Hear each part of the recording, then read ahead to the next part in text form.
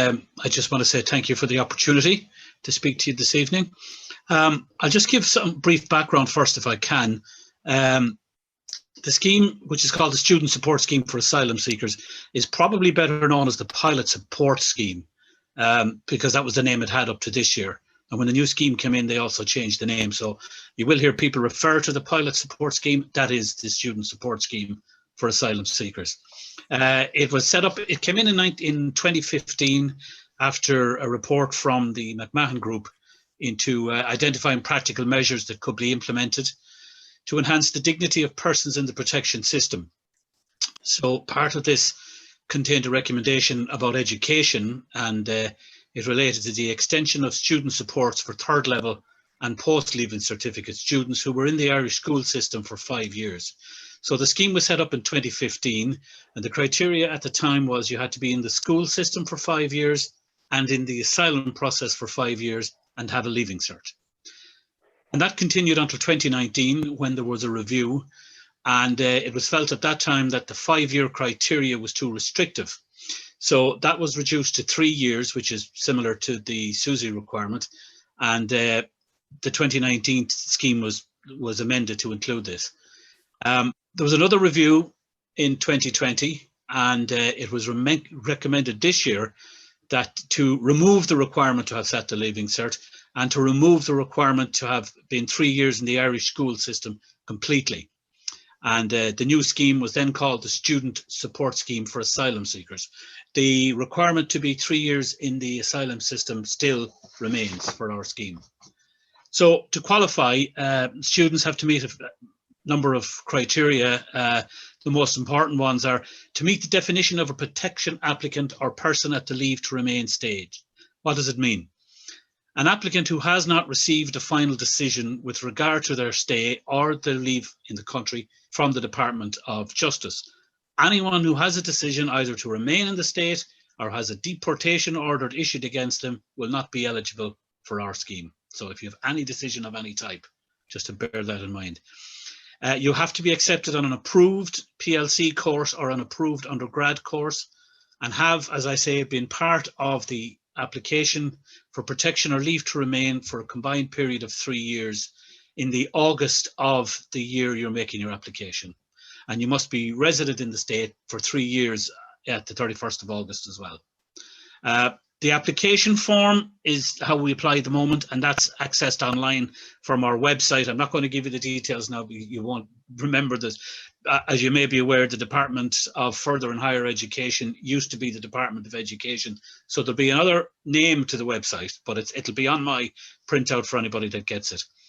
The first page of the form is just basically asking you for your name, explaining what we need.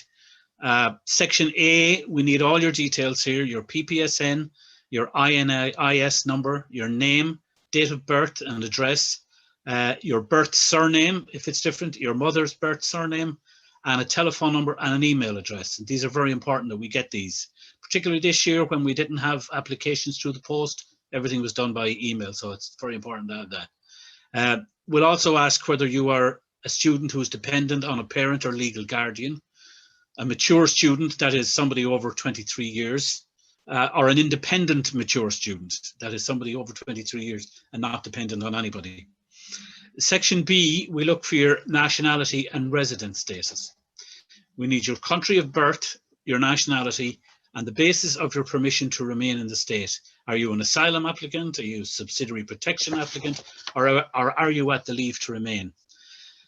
We also need the date you entered the state, the date you applied to ORAC, the Office of Refugee Applications Committee, and the number they gave you at that time. We need you to send evidence of this application. It's something people leave out all the time, and it delays your application if we don't get it. So, and we also need proof at this stage that you have been resident in the state for at least 3 years. And this can be a letter from the school or your centre or the letter you got when you first applied to the Department of Justice. These have to be submitted with your application. I can't stress that often enough because it leads to long delays, and then you're ringing and you're emailing and wondering what's happening, and it's that you didn't send in all the information. Section C, we look for the course details of the course you're going to study. and any academic history you have in further or higher education. We need your college name, the course name, the code, the year of the course you're entering, because it's not always first year. You could be going into second year or third year. And we also need confirmation from CAO that you have applied for the course. Now, we will also ask for your previous history in further or higher education, and we need you to fill in the details on the form on this as well, because what's important here is progression. For our scheme, you must be progressing in your education. That is from a level 5 maybe to a level 6 or 7, or a level 7 to a level 8, or a level 6 to a level 7. You can't go back and you can't stay still. You must be progressing. And I should point out here that postgraduate study is not covered by our scheme at all. Section D asks for details of your parents or guardians or your spouse or your civil partner. Section E is where, if you are applying as a dependent student, we also ask you for details of any dependent children you may have, because these can be taken into account when we're totting up your income details. That the number of children will say where your income details are fixed. We can remove some from that. Section E2 will ask if any of these children are attending a full-time course in education, in further education rather, because that is also, we can also take that into account when we're looking at your income details. Now, Section F is income. Any income that you or your parents or guardians or your spouse partner had in the year ended the 31st of December prior to you applying. So if you're applying next year, it will be the 31st of December 2020. It is essential that this is filled out, and a lot of people don't fill this out. They leave it blank or they write NA, but we need information because you are getting some kind of allowance. So you have to submit proof of this income as well, whether it's maybe employment or a social welfare payment or payment from the HSE or Solace. A lot of applications, as I said, don't supply this. It means I have to email you back and then you have to go looking for it, and it can cause a lot of delays. And I know people are anxious with waiting for fees to be paid and stuff like that, but we can't progress until we have this. And next year, our form is going to include a section just on its own to remind you that you need to send in this, because your social welfare payment could be a qualifying payment for the special rate, which is a higher rate of maintenance than you'd normally qualify for, but we need proof of the rate you're on before we can obviously award this. So I can't stress that high enough. It's just a certificate from the Department of Social Protection that says this is what you or your family got in the year ending December. This is the rate of payment and this is what kind of payment it was. They can get that for you pretty quickly. The next section that we come to is just a checklist, and it's very important that you look at this because it asks you to go back over the form, make sure you've ticked every box or filled in every section you were supposed to, or supplied every document that we asked you to supply. Finally, there's 2 pages to sign. As always, one of them is that we ask you to agree that we will share your information with relevant departments in order for us to assess your application correctly. And it's very important that you fill in this as well. And just one thing I will say, when we contact you, we'll give you a reference number. And it's very important that you include this because so many people are applying since we extended the scheme. We just can't remember who you are anymore by name. We used to be able to do it before. Now we give you a number and we need you to quote that number back to us.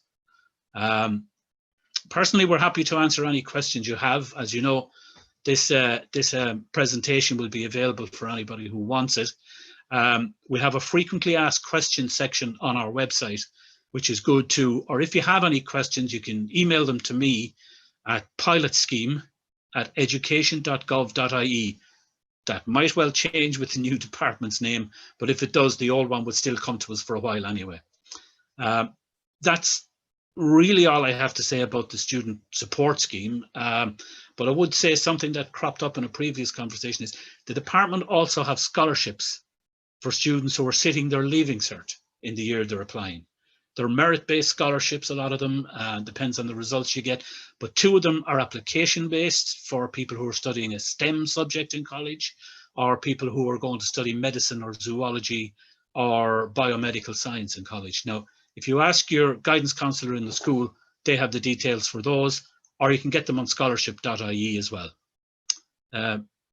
That's really all I have to say. As I say, thankful for the opportunity to be able to give a bit of information, and if you have any questions, we'll be happy to answer them.